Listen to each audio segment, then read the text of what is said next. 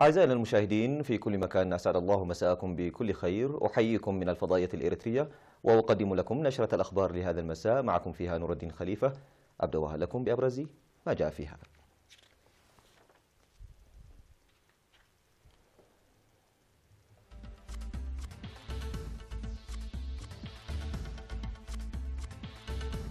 فوضية الثقافة والرياضة تعد خطة عمل خمسية. دعوة لتنسيق الجهود لمكافحة اقتلاع الأشجار. تطوير بساتين نهر الجاش. إصابة أكثر من 1000 فلسطينيين في احتجاجات بين قطاع غزة وإسرائيل. إيران ترفض إعادة التفاوض على الاتفاق النووي. وكوريا الشمالية تعدل وقت توقيتها ليتطابق مع جارتها الجنوبية. كان ذلك موجز النشرة. إلى حضراتكم الأنباء بالتفصيل. وضعت مفوضية الثقافة والرياضة في التأهيل الإداري الذي نظمته بالتعاون مع مركز الكفاءة المؤسسية وضعت خطط عمل استراتيجية خمسية. وشارك في الدورة التأهيلية التي استمرت لأسبوعين 62 من أعضاء المكتب المركزي للمفوضية وأقسام الأقاليم والاتحادات الوطنية واللجنة الوطنية الأولمبية.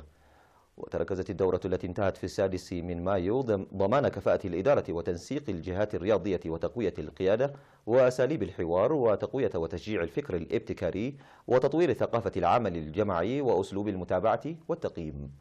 وقد تم في ختام الدورة التأهيلية إعداد خطة عمل ل5 سنوات تستمر من عام 2019 وحتى عام 2023 تحوي رؤية الرياضة وتستجيب لمميزاتها والقصور والفرص الموجودة والأهداف والفجوات الرئيسية ومقترحات توضح الأعمال التي يتوجب تنفيذها.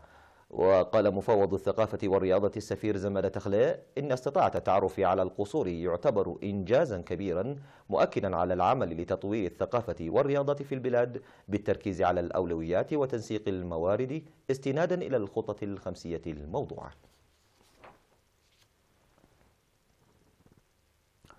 دعا حراس الغابات الجهات المختصة لاتخاذ إجراءات رادعة ضد مرتكبي أعمال اقتلاع الأشجار المستفحلة ومعاداة الحياة البرية في إقليم الجاش بركة عامة ومديرية أعالي الجاش خاصة. وأوضح الحراس بأن مديرية أعالي الجاش كانت تتميز بالثروة الغابية والحيوانات البرية، ونتيجة لتدمير الغابات من أشخاص عديمي المسؤولية أخذت تتحول إلى أرض جدباء مع ابتعاد الحيوانات البرية وتعرضها للانقراض. وذكر راعي الغابات في ضاحية أوغومو عن العثور على فيل نافق مع وليده وأخذت أنيابه. وأشار حراس الغابات إلى تحديد محمية الفيلة في مديريات أعالي الجاش وغونيه وهيكوتا، لكن البرنامج لم يعد مثمرا لعدم بناء الحفائر وأعمال البنى التحتية ونظام الحراسة في المحمية. وأوضحوا بأن الخطوات العقابية المتخذة ضد مقتلعي الأشجار وأوضحوا بأن الخطوات العقابية المتخذة ضد مقتلعي الأشجار غير رادعة، داعين لإجراء تغييرات جذرية في المواد العقابية لمقتلعي الأشجار وتوفير التجهيزات وتشجيع العاملين في حراسة الحياة البرية. من جانبه دعا ممثل سلطة الغابات والحياة البرية في إقليم الجاش بركة السيد تخست كفل مريم المجتمع عامة والجهات المختصة خاصة للتعاون لمكافحة اقتلاع الأشجار ومعاداة الحياة البرية.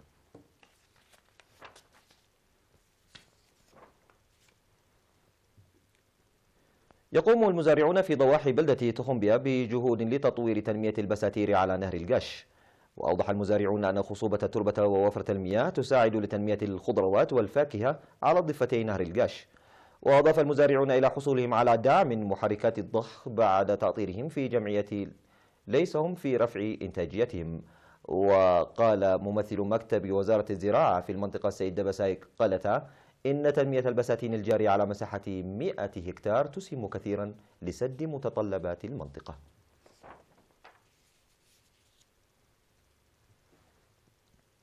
وزعت جائزة عند ماسو في 4 من مايو الجاري بمدينة مندفر الإقليم الجنوبي على 228 طالبا أحرزوا نقاطا عالية في امتحان الشهادة المتوسطة لعام الدراسي 2016 و17.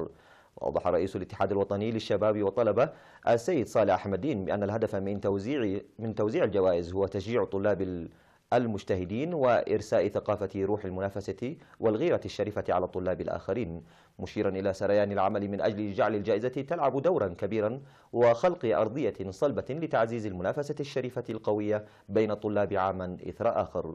من جانبه قال مسؤول التعليم في الإقليم الجنوبي الأستاذ هابتزغي كيداني إن 535 مدرسة بالإقليم ابتداء من رياض الأطفال وحتى المرحلة الثانوية ظلت تقدم خدمات تعليمية ناجعة ل 203 ألف طالب نتيجة للجهود الجارية لتوسيع الفرص التعليمية في الإقليم، موضحا بأن الجائزة عند ماسو تعزز روح المنافسة بين الطلاب وتعوض الطلاب والمعلمين والآباء المجتهدين.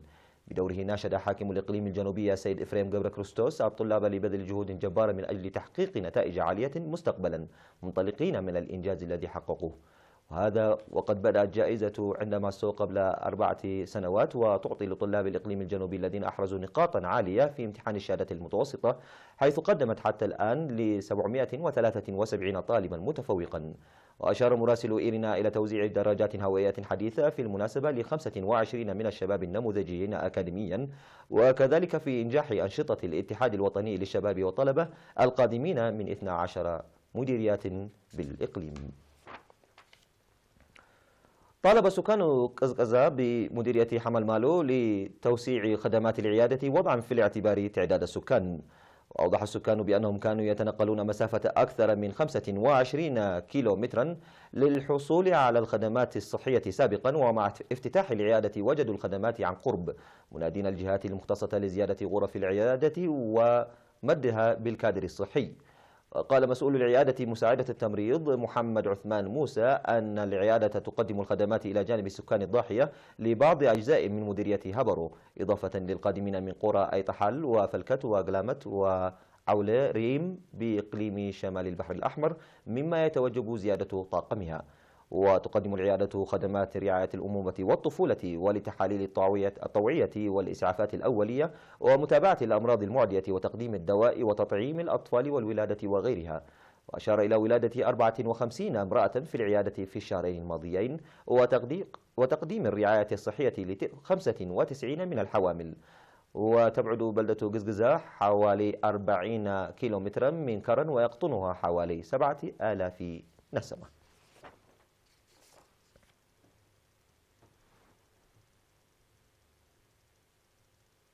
مشاهدينا الكرام، كانت تلك الأخبار الداخلية، فاصل قصير وأوافيكم بالأخبار العالمية، كونوا معنا.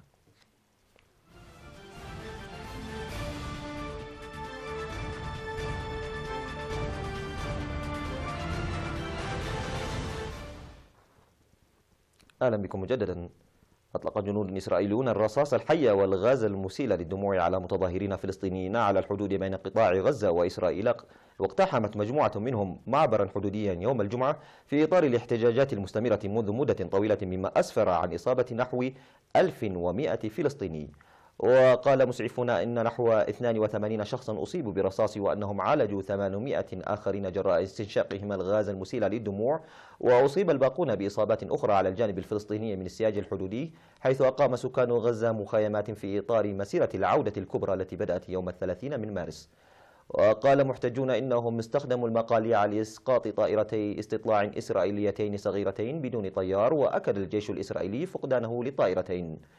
وشهدت الاحتجاجات في غزة تجمع الآلاف بأعداد تتزايد أسبوعا بعد الآخر للمطالبة بحق عودتهم إلى منازل عائلتهم أو أراضيهم التي كانوا يملكونها في السابق والموجودة الآن في إسرائيل.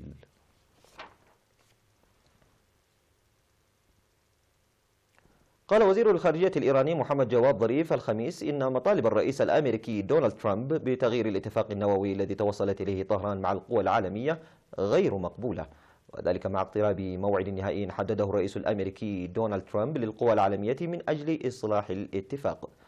وقال وزير الخارجية الإيراني إن إيران لن تعيد التفاوض على ما تم الاتفاق عليه قبل سنوات وجرى تنفيذه.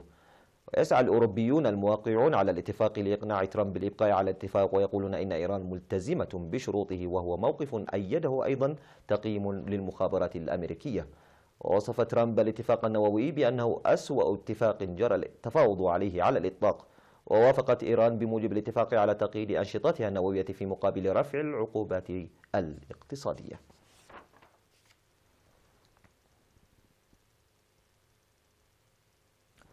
عدلت كوريا الشمالية توقيتها ليتناسب مع توقيت جارتها الجنوبية في أعقاب القمة التاريخية بين الكوريتين الأسبوع الماضي بحسب وسائل الإعلام الكورية الشمالية الرسمية.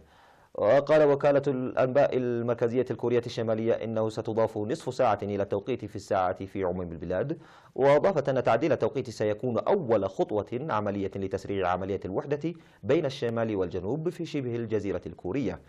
وفي غضون ذلك قال الرئيس الأمريكي دونالد ترامب إنه حدد موعد لقائه مع الزعيم الكوري الشمالي كيم جونغ أون، ويعتقد أن ثمة محادثات تجرى لإطلاق سراح 3 رهائن أمريكيين محتجزين في كوريا الشمالية قبل أن يلتقي الرئيسان وجها لوجه.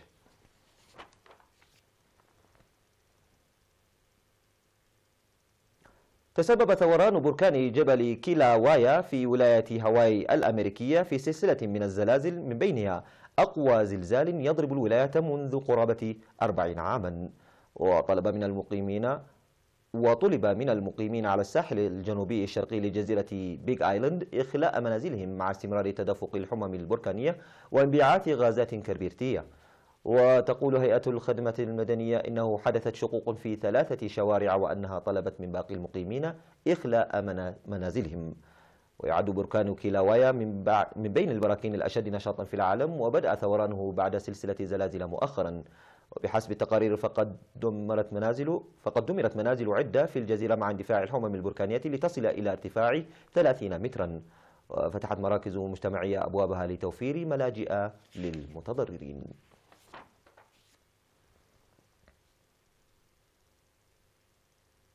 مشاهدينا الأفاضل، فاصل قصير وأوافيكم بالأخبار الرياضية.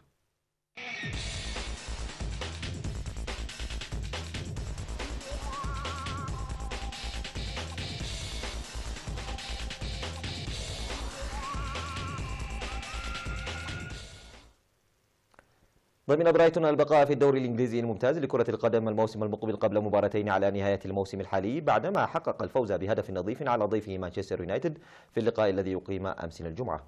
وأزى المهاجم الألماني منحه باسكال غروس الشباك بضربة رأس مستفيدا من تمريرة عرضية من خوسي إسكيردو في الدقيقة 57، حيث هيمن برايتون على المباراة وسط تألق من حارس يونايتد ديفيد ديخيا ليحرم المنافس من فوز كبير.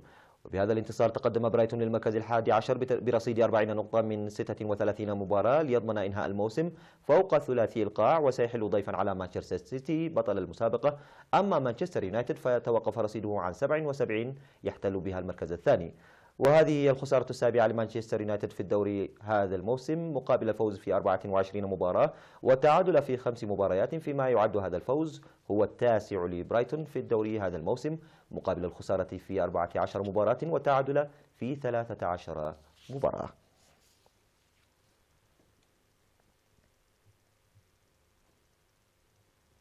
أعزائي المشاهدين، بهذا أكون قد قدمت لحضراتكم نشرة الأخبار لهذا المساء من الفضائية الإريترية. أشكركم على حسن إصغائكم ومتابعتكم. دمتم بخير، في أمان الله.